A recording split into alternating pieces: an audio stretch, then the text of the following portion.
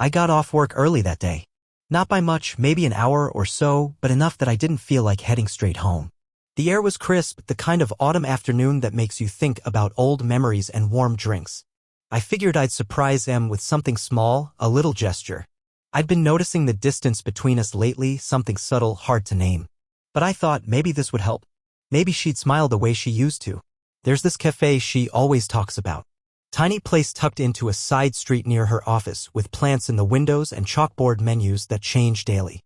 It's her favorite, the kind of spot I'd always meant to check out but never had the time. That afternoon I made the time. The door jingled as I stepped inside, the smell of cinnamon and espresso wrapping around me like a blanket. A girl with short hair and a green apron looked up and grinned. "Hey, back for the usual too," she said before I could say a word. I blinked. "Sorry?" She was already reaching for 2 cups. "The usual for Em and Chris, right?" My stomach tightened, but I didn't let it show. "Right," I said, forcing a smile. She scribbled names on the lids. One said Em, the other Chris, with a little heart drawn beside it. The kind of thing baristas do when they know you well. I watched her sleeve the cups and tuck something in, probably a receipt. Then she handed them to me, still cheerful, oblivious. I took them both, nodded, and walked out without saying another word. It wasn't until I was back in the car that I looked more closely. The M cup was plain, just her name. The Chris one, though, that was different. Under the sleeve, there was a napkin folded twice over. I pulled it out carefully, like it might sting. The handwriting was unmistakable. I'd seen it on birthday cards, grocery lists, notes stuck to the fridge.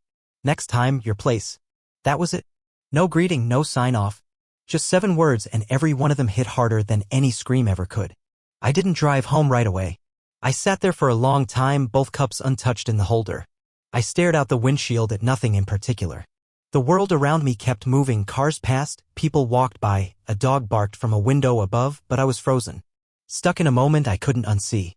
I didn't jump to conclusions. Not yet. I told myself it could be innocent. Maybe Chris was a friend. Maybe it was some stupid inside joke I didn't get. But deep down I already knew. Something in her eyes lately, something just beyond my reach. And now this napkin. This message. It didn't feel like a joke. It felt like a signal. I drove home eventually, slower than usual. The sun was starting to set and everything outside looked too perfect. Like the world had no idea what had just cracked inside me. When Em came through the door that evening, she was humming. Actually humming, like she was trying too hard to seem relaxed. Her heels clicked on the tile and I heard the rustle of her coat as she dropped it onto the hook. I was standing in the kitchen, both coffees on the counter in front of me, labels facing up, napkin tucked between them like a silent witness. She saw them instantly. Her smile faltered for half a second, so quick most people wouldn't have noticed, but I did. She looked from the cups to me and her whole body shifted into performance mode. Calm, breezy, practiced. "Oh, you went to Bean House?" she said, walking over like it was nothing. "That's sweet. I usually grab coffee for the team on Thursdays, must be where the barista got confused." Her hand moved toward the napkin but stopped just shy. Instead, she reached for the M cup, lifted it like it was any normal day. "Crazy how they remember orders like that," she added with a casual shrug. I didn't say anything. Not right away. I just watched her. The way she avoided my eyes. The way her hand tightened ever so slightly on the cup. Her tone was steady, but her voice was just a little too smooth. "Chris," I said finally. Just the name. Letting it sit there. She blinked. "What?" "The name on the other cup. Chris." I didn't raise my voice. Didn't accuse. Just said it like a fact. She laughed, a small, hollow sound. "Oh, he's from work. New guy. I always grab 2 coffees before our Thursday briefings. It's become kind of a thing." I nodded slowly. "Nice of you." She smiled, but it didn't reach her eyes. "It's just coffee," she said, almost too quickly. The silence after that was thick. She took a sip, then set her cup down like she was trying not to tremble. I could tell she was waiting for a fight, maybe. For me to snap, to interrogate. But I didn't. I wasn't looking for a fight. I wasn't even looking for the truth anymore. I was memorizing. The crease in her forehead that hadn't been there yesterday. The way she kept her distance, like standing too close might make the lies crack wide open. The flicker of fear, yes, fear, in her eyes when I didn't react the way she expected. That's when I knew. She wasn't surprised to see the coffee cups. She wasn't confused. She was just hoping I'd ignore it. Hoping I'd let it slide. I didn't ask who Chris was. I didn't ask what next time meant. I didn't need to. The pieces had already started to fall into place. Late nights. Work trips that felt too frequent. A new perfume she never wore around me. This wasn't proof in the way people think of it. Not hard evidence. Not photos or confessions. But it was the first blow. The first fracture that didn't come from yelling or betrayal, but from silence. From something as small as a paper cup and a folded napkin. And in that moment, I knew something else too. This wasn't the beginning of something broken. This was the moment I stopped pretending it wasn't. I didn't sleep that night. It's not that I didn't try. I went through all the motions, brushed my teeth, climbed into bed, stared at the ceiling like it held answers, but the minute the lights were off, my brain switched on. Every sound seemed louder. Every movement next to me, every shift of the sheets made me hyper-aware. Em slept like nothing was wrong. Or maybe she was just better at pretending. I lay there listening to the rhythm of her breathing, trying to match it, trying to fall into some kind of peace.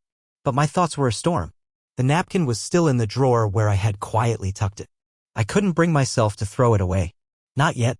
It wasn't just paper, it was a moment frozen in ink, a symbol of all the things I tried not to see. And suddenly, I couldn't stop seeing them. The signs were everywhere, and they'd been there for weeks, maybe months. I just hadn't wanted to admit it. I'd written them off as stress, or work, or the inevitable ebb and flow of marriage.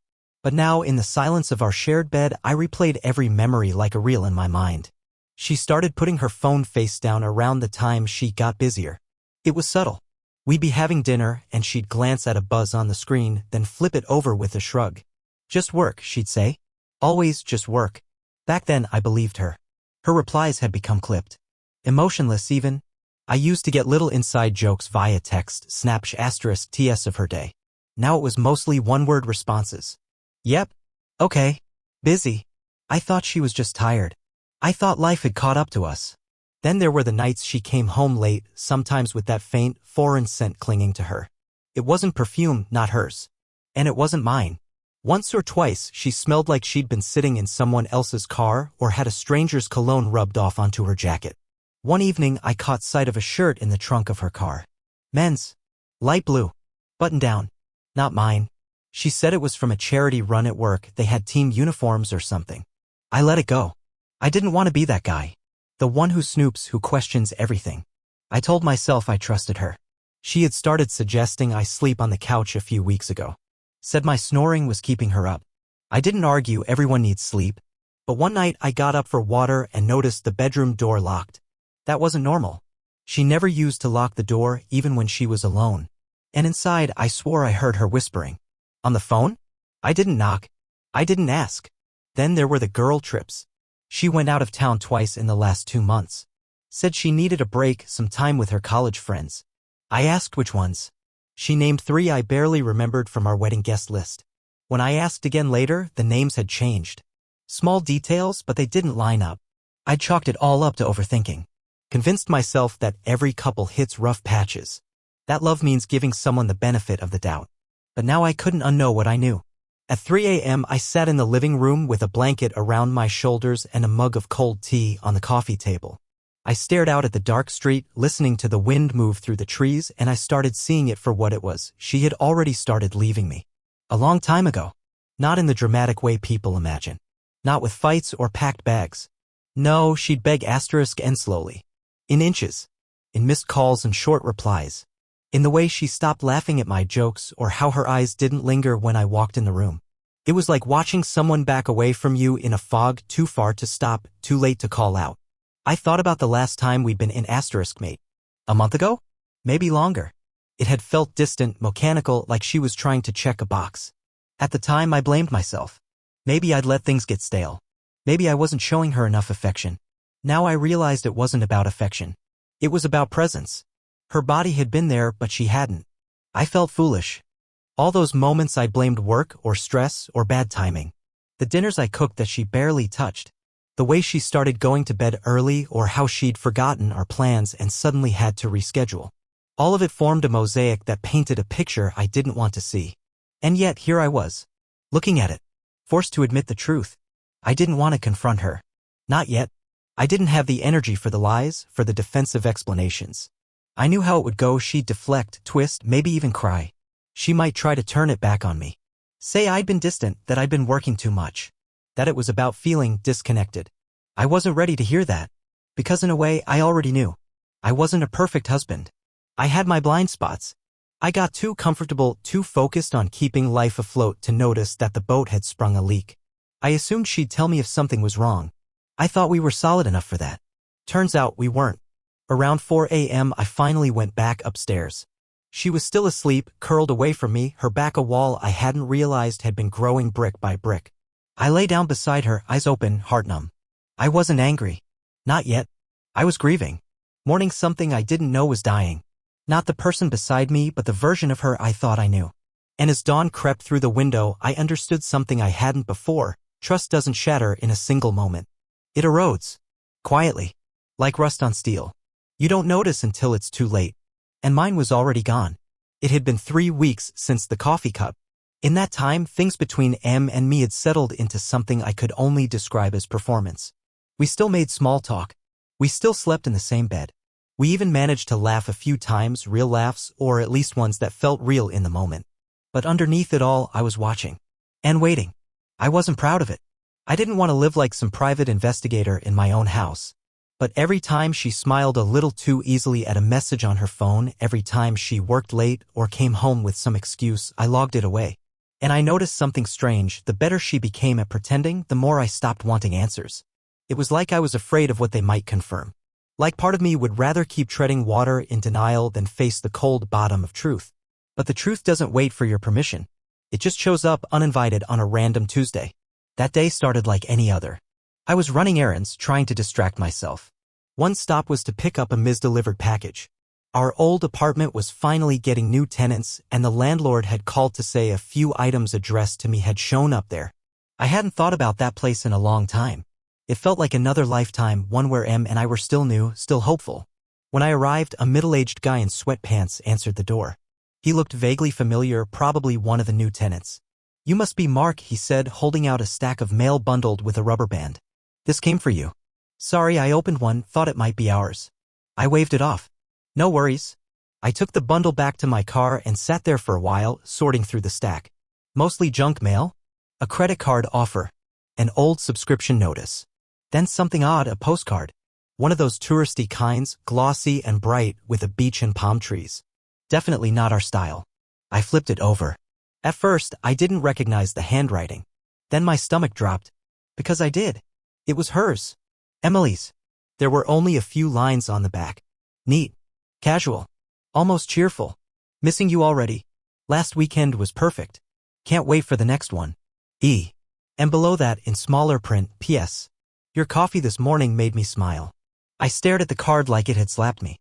Everything about it, her tone, the familiarity, the breeziness, felt like a gut punch. But the worst part wasn't the handwriting. It was the picture. In the upper left-hand corner, printed onto the card itself, was a photo of her. Arms wrapped around a man I didn't recognize.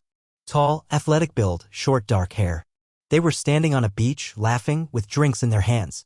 And he had his arm around her like it had been there for years. I couldn't breathe. This wasn't a vague suspicion. This wasn't reading between the lines. This was it. The irrefutable truth. She hadn't slipped. This wasn't some one-time thing, a moment of weakness or confusion. This was deliberate. Repeated. Coordinated. A whole second life carefully built behind my back. And the coffee reference, it tied everything together. The napkin. The barista. Chris. He had a name now. I sat there in the driver's seat for a long time, staring down at that postcard. I traced her words over and over again with my eyes, hoping they would start to make sense. Hoping there was something, anything, I had misunderstood. But there wasn't. She had chosen this. Not just once.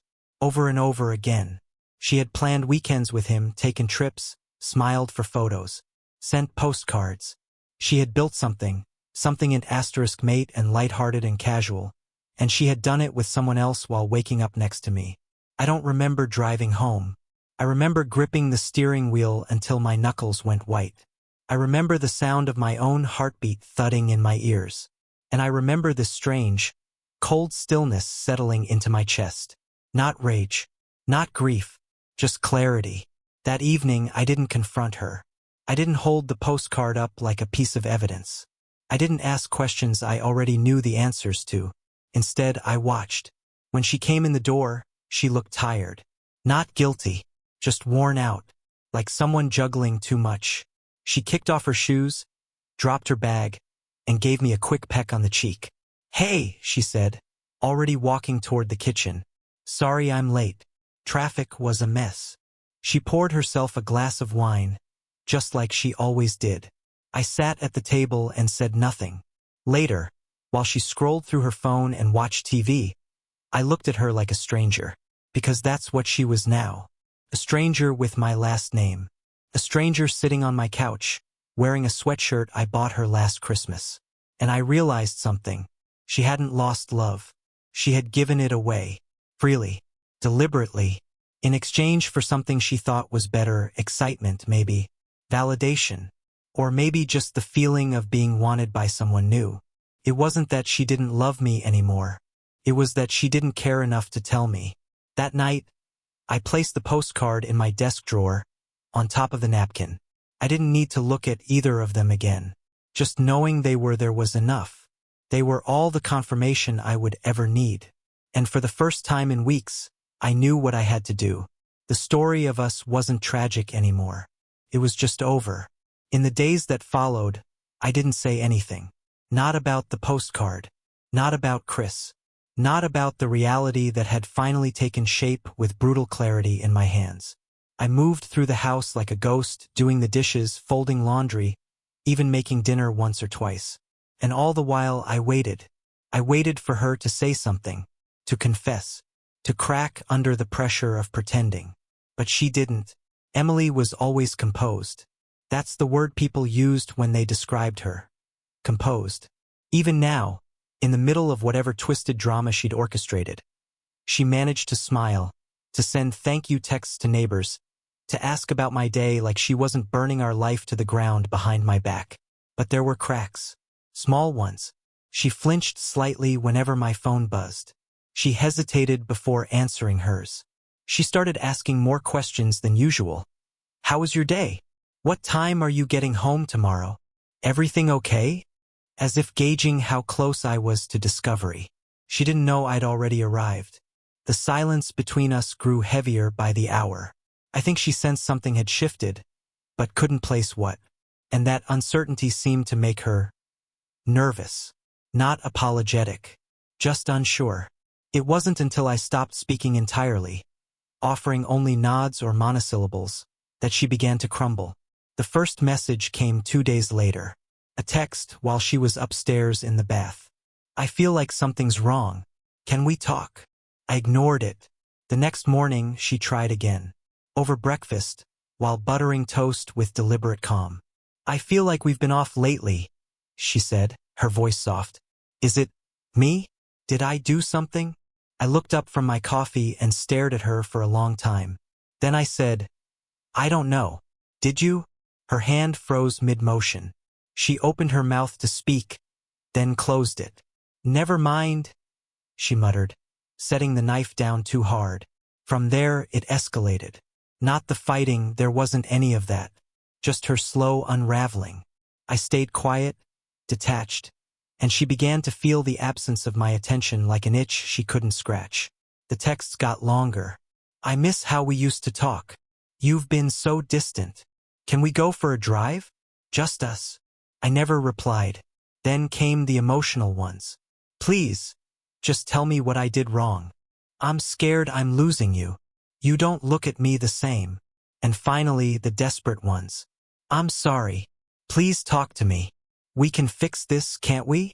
I read them all but never responded. Because it wasn't that I wanted her to hurt. It was that her pain no longer felt like mine to carry. Her regret had arrived, but it had taken the long way.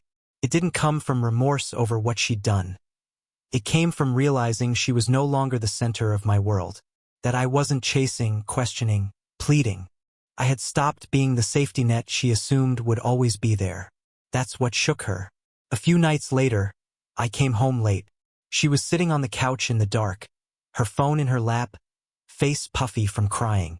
The TV was on mute, stuck on the menu screen of a show we used to watch together. She looked up as I walked in. Mark, she whispered, standing. Please, can we just, please talk? I didn't even take off my coat. I just stood in the doorway staring at her. There's nothing to talk about, I said. She stepped closer. But I need to explain. I made mistakes. I know that. But I didn't mean to lose us. I didn't want this. You didn't mean for it to go this far, I said, cutting her off. But you meant to start. And that's all I needed to know. She shook her head, tears spilling over. It wasn't like that, Mark. I was lost. I didn't know how to tell you I wasn't okay. You could've, I said. You chose not to. She reached for my arm, and I stepped back. Not out of cruelty. Out of finality. She cried then. Not the silent, dramatic kind. The kind that made her body shake. Made her sink to the floor like her legs couldn't hold her anymore. I stood there, unmoved. I had imagined this moment 1,000 times. Her broken. Her begging. Her finally realizing what she'd thrown away. But when it came, I felt nothing. No anger. No vindication. No joy. Just distance. I left her there and went upstairs. I sat on the edge of the bed and stared at the postcard tucked into the drawer, still unread since that first night. I thought about burning it, shredding it, anything to get it out of my life. But then I realized I didn't need to destroy it, because it didn't hold power anymore. Her guilt was not my healing. Her tears were not my closure. I had already made peace with the truth. She had been someone I loved, someone I trusted. But she wasn't that person anymore. And maybe she never had been. The next morning, I found a letter on the kitchen counter. Handwritten, multiple pages, her handwriting shaky. I didn't read it. I took it to the sink, struck a match, and watched it burn in the basin until nothing was left but ash and curling edges. That was her final chapter. Mine had already turned the page. Time is strange after the end. It doesn't move in days or weeks, just in moments that either ache or don't. And for a while, every moment still ached. But not because I missed her. I didn't. What I missed was the version of myself that used to believe in us. That person was gone, and I hadn't figured out who replaced him yet. Emily moved out 2 weeks after the letter incident. She didn't argue. She didn't beg. Maybe she knew there was no point. I helped her pack in silence, not out of compassion but out of necessity. I wanted my house, my space back. Watching her fold sweaters and wrap dishes in newspaper felt surreal, like watching a stranger pack up a life I'd never really lived in. She left on a Saturday morning. I watched her drive away through the window. No wave, no goodbye, just taillights disappearing down the street, taking the last pieces of our story with them. And then, it was quiet. I started waking up without the weight of performance. I made my own coffee how I liked it, not the way she did. I played music she used to roll her eyes at. I cleaned out the closets, donated her books, threw away old candles and dried flowers. Little acts of reclamation. My space was finally mine again. But healing isn't a straight line. Some days I felt relief. Other days the quiet felt like a punishment. And then the messages started again. Not texts this time. Letters. Handwritten. With no return address. They came once a week, always on Thursdays. Each one shorter than the last. I miss the way you used to laugh in your sleep. I drove past the lake. The one with the bench. It hurt. I can't sleep. I see you everywhere. I never opened them. Just stacked them in the drawer where the postcard had once lived. Eventually, I stopped looking at the envelopes altogether. They became background noise. Evidence of her collapse playing out in real time. Through mutual friends. Some who didn't even know they were mutual. I started hearing whispers. Emily had left her job. Something about an outburst during a meeting. Emotional instability. Crying in front of the whole team. Her boss had asked her to take time off. Then there were sightings. A former coworker mentioned she'd seen her alone at that little cafe downtown. The same one with the napkin. Sitting at the corner table, drinking from a to-go cup, staring out the window like she was waiting for someone who wasn't coming. Another friend saw her at the farmer's market. Same story. Alone. Wandering. Picking up vegetables and setting them back down like she didn't recognize the world she was walking through. And then, one night, a mutual friend called me, voice low like he was afraid to say too much. "Hey man," he started. "I don't want to make things worse, but I thought you should know. Chris, he's gone."